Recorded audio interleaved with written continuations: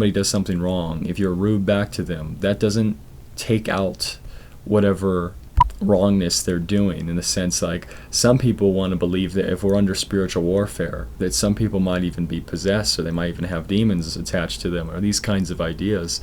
And if that's the kind of idea, I want to make no mistake for people to understand that if that's the idea, if you believe this to be true, I know not everybody does believe this, but if you do believe this to be true, then consider this: that demon's not going to come out of the person if you start to yell insults at it, or you start to say, get out of them, or I expel you out of there, and you're foul, and it just, my evidence for this is that within psychology, we know that when you talk to yourself in your brain, it's very important to actually be positive and to say, very positive sort of self-affirmations, in the sense of, kindness to yourself. Give yourself grace, because Jesus offers it to you, whether you see it or not. I've been in a position where I haven't given myself the very grace that's offered there all the time for me.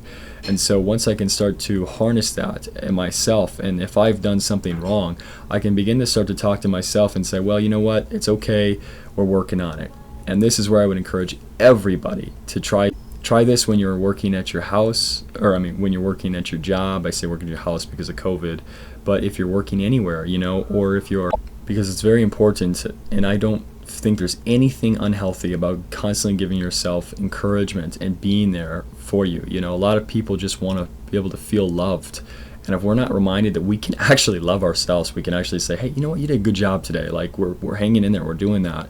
You watch as that sort of very idea projects onto others, because as you self-project it onto others, you start to see, wow, that there's just this natural flow of encouragement coming around, and it really just creates good vibes, so to speak, or just healthy mentality that's sort of translated through this energy that people can pick up through the air, and that can really help change people's course of their days.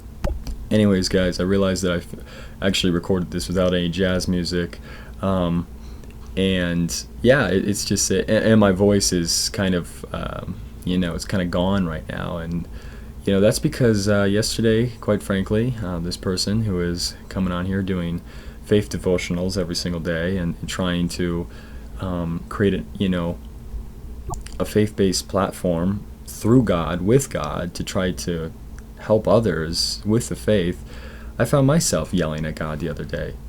And I only say that because this is what it is. One man's search is that I will go through these sort of trials and tribulations just like you guys do. And I was yelling at God. I was yelling at God actually at the top of my lungs. I was really, really frustrated. I was going through some very hard things, and God was very faithful. But the result ended in a nice sore throat today, and a lack of my ability to speak. So go figure on that one. If there's anything that is not worth doing in this world, it's inducing some sort of pain that does not necessarily need to be there. And so along with that, I say we're not perfect, but at the same time,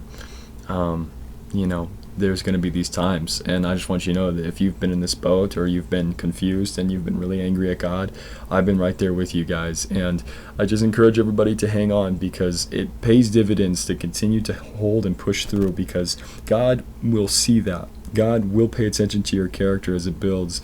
God will mold you and continue to put you where He believes that you will then shine the brightest based off of your full character blossoming as a result of all those trials and tribulations before. It might take months, might take years.